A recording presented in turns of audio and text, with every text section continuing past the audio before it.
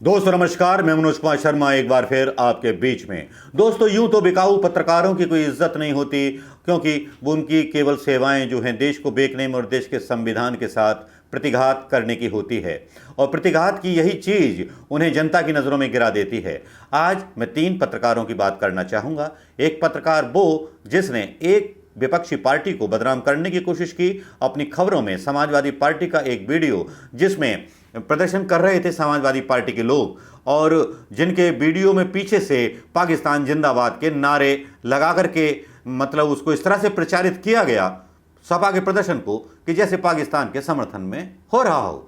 यह केवल तब होता है जब भारतीय जनता पार्टी के लिए कोई फील्डिंग जमा करनी होती है या फेक न्यूज़ का एक बवाल तय कर देना होता है, एक बलवा उठा देना होता है फेक न्यूज़ का कि समाजवादी पार्टी तो पाकिस्तानी है। एक माहौल बनाने की कोशिश की जाती है पाकिस्तान जिंदाबाद के नारे से, जिस पाकिस्तान से अभी तक व्यापार पर कोई प्रतिबंध ये मोदी सरकार नहीं लगा पाई, कोई व्यापारिक संबंध अभी तक नहीं तोड़ पाई।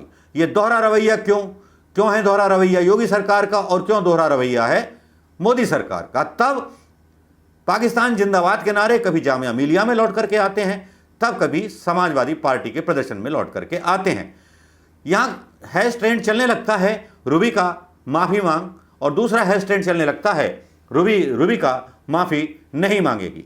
रूबी का लियाकत के नाम पर आपको तो पता है दोस्तों कि कई बार रूबी का लियाकत इस तरह की खबरें डाल चुकी हैं, इस तरह की वीडियो पोस्ट कर चुकी हैं, जिनके बारे में उन्होंने बाद में माफ़ी मांगी है। इसीलिए समाजवादी पार्टी के लोग आज ये ट्रेंड चला रहे थे, रूबी का लियाकत माफ़ी मांगो। एक दूसरा पत्रकार था जिसके बारे में आज जो था काफ़ी ज़्यादा चर्चा हो रही थी सोशल मीडिया पर। नाम है स्वर्गीय रोहित सरदाना। रोहित सरदाना के बारे में काफ़ी कुछ कहा गया, उसकी बच्चियों के फोटो डाल करके कहा गया, उमर अब्दुल्ला के एक ट्वीट को कोट भी किया गया। लेकिन ये कहानी क्यों शुरू हुई, कब शुरू हुई और किस लिए शुरू हुई? इस कहानी के पृष्ठभूमि में कौन है ऐसा व्यक्ति जिसके पीछे ये पूरी कहानी शुरू हो गई? दोस्तों एक पत्रकार था, नाम था दानिश। जी हाँ, दानिश तालिबान और अफगान स्पेशल फोर्सेस की क्रॉस फायरिंग में फंस गए। फोटो जर्नलिस्ट थे दानिश सिद्दीकी, और वो उस क्रॉस फायरिंग में मारे गए अफगानिस्तान में भारतीय पत्रकार।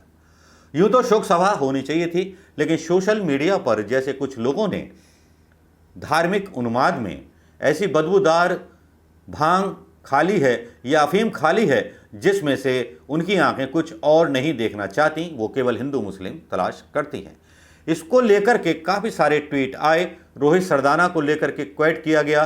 कुछ लोगों ने लिखा कि रोहित सरदाना की जश्न पर मतलब मौत पर जश्न मनाने वाले ये वही लोग हैं जो आज इसका मातम मना रहे हैं। किसका? जर्नलिस्ट दानिश सिद्दीकी का। जर्नलिस्ट दानिश सिद्दीकी के बारे में पहले मैं बता देना चाहूँगा, उसके बाद रोहित सरदाना की तरफ आऊँगा। कहाँ थे, क्यों थे? अफगानिस्तान के कंधार में तालिबानी और सिक्योरिटी फोर्सेस के मुठभेड़ के दौरान भारतीय फोटो जर्नलिस्ट दानिश सिद्दीकी की मौत हो गई। वे न्यूज़ एजेंसी राइटर्स के लिए काम करते थे। 2018 में उन्हें पुलित्जर अवार्ड मिला था। टोलो न्यूज़ के मुताबिक स्पिन बोल्डक जिले में दानिश पिछले कई दिनों से मौजूदा हालातों को कवर कर रहे थे। पाकिस्तान की स्पेशल फोर्सेस जब एक रेस्क्यू मिशन पर थी तब दानिश उनके साथ थे। दानिश के 3 दिन पहले किए गए एक ट्वीट का भी इसमें जिक्र है, जिसमें दानिश पहने हुए हैं मतलब जो फौजी वो है वो पहने हुए हैं, और उसका उन्होंने ट्वीट किया है, और कुछ पल वो गुजार रहे हैं इन तस्वीरों में। 15 घंटे के मिशन के बाद कुछ ब्रेक ले रहे हैं, उसकी तस्वीरें वो साथ में डालते हैं दानिश। और उनके पिता के बारे में बता दूं, पिता जो हैं प्रोफेसर हैं अख्तर सिद्दीकी। उन्होंने कहा कि बेटे से आखिरी बार 2 दिन पहले बात हुई थी, हमसे बात करते हुए उनका गला भर आया। फ़ोन रखने से पहले उन्होंने बताया कि दानिश अपने काम को लेकर बेहद संजीदा थे, प्रोफेशन के आगे वे किसी की बात नहीं सुनते थे, दानिश को चैलेंज लेना पसंद था। खैर, दानिश उन लोगों में से नहीं था जो एसी कमरों में बैठ करके देश की सत्ता के गणित का उलटफेर करने में यकीन रखते हैं। दानिश ने ट्वीट किया था, स्पेशल फोर्सेस का मिशन कवर कर रहा हूं। दानिश ने अपनी ट्विटर हैंडल पर 13 जुलाई को एक पोस्ट की थी जिसमें उन्होंने बताया था कि वे पूरे अफगानिस्तान में कई मोर्चों पर लड़ाई लड़ रही अफगान स्पेशल फोर्सेस के साथ है। उन्होंने लिखा था, मैं एक मिशन पर इन युवाओं के साथ हूं। आज कंधार में से फोर्सेस रेस्क्यू मिशन पर थी। इससे पहले ये लोग पूरी रात एक कॉम्बैट मिशन पर थे। इसी हफ्ते जब तालिबान ने कंधार के स्पिन बोल्डक पर कब्जा किया तो स्पेशल फोर्सेस के साथ लगातार उनकी मुठभेड़ शुरू हो गई। पिछले कई दिनों से दोनों के बीच भीषण संग्राम जारी था। दानिश इसी मिशन को कवर कर रहे थे। अफगानिस्तान के एम्बेसडर फरीद मामूनजई ने शुक्रवार को इस बात की जानकारी अपने ट्विटर हैंडल पर दी है। हत्या किसने की और इसकी वजह क्या थी, इसके बारे में कोई जानकारी नहीं थी। तालिबानियों से घिरे पुलिस वाले को रेस्क्यू कर रहे थे अफगान के फोर्सेस, ये रिपोर्ट्स में बताया गया है। प्रेस क्लब ऑफ इंडिया ने इस पर अपना दुख जताया है। और दानिश को रोहिंग्या कवरेज के लिए, मुंबई के रहने वाले थे दानिश, और अपने स्टाफ के साथ उनको पुलित्जर अवार्ड भी मिला था। जामिया मिलिया इस्लामिया यूनिवर्सिटी से इकोनॉमिक्स में ग्रेजुएट किया था। 2007 में उन्होंने जामिया के मास कम्युनिकेशन रिसर्च सेंटर से मास कम्युनिकेशन की डिग्री ली थी। उन्होंने टेलीविज़न से अपना करियर शुरू किया था। 2010 में राइटर से जुड़े। इस हफ्ते जब तालिबान ने कंधार के स्पिन बोल्डक में कब्जा किया तो वो स्पेशल फोर्सेस के साथ लगातार रिपोर्टिंग पर चल रहे थे। ये तो थी कहानी खालिद की, कहानी जर्नलिस्ट दानिश सिद्दीकी की, उनके पिता की, कहाँ से क्या किया, कैसे किया।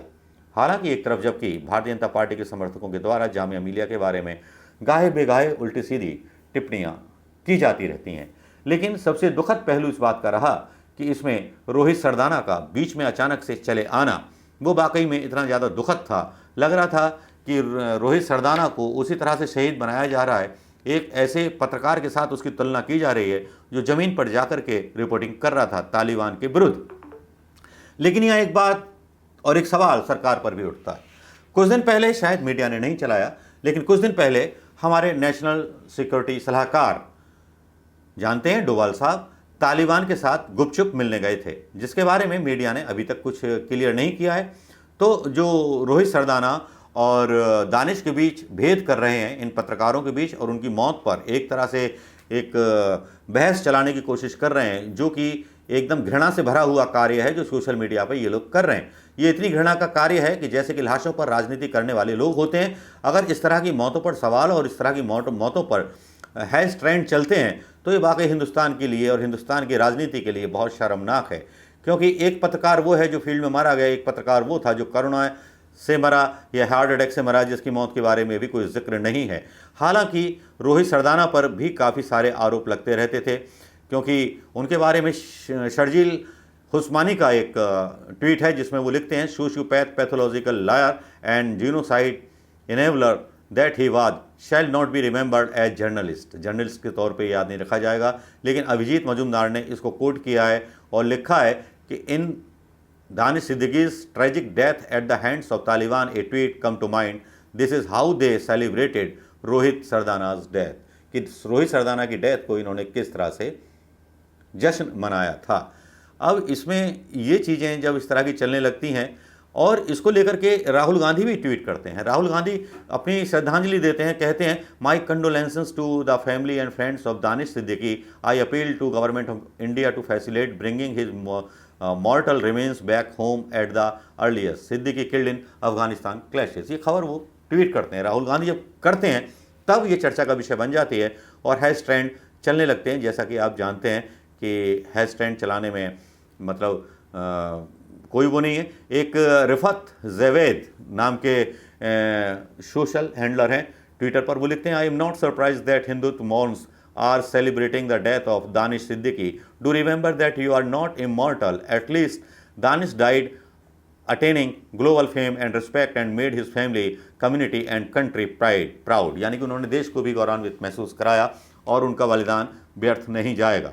लेकिन भारतीय जनता पार्टी के समर्थक और रोहित सरदाना को पसंद करने वाले लोगों के लिए शायद यहाँ तक ही नहीं होता, और बहुत सारी चीज़ें चलने लगती हैं जिनको देख करके दुख भी होता है कि रोहित सरदाना की फैमिली को भी इसमें ला करके पटक दिया जाता है, बच्चों के साथ उसकी फ़ोटो ट्वीट की जाती है।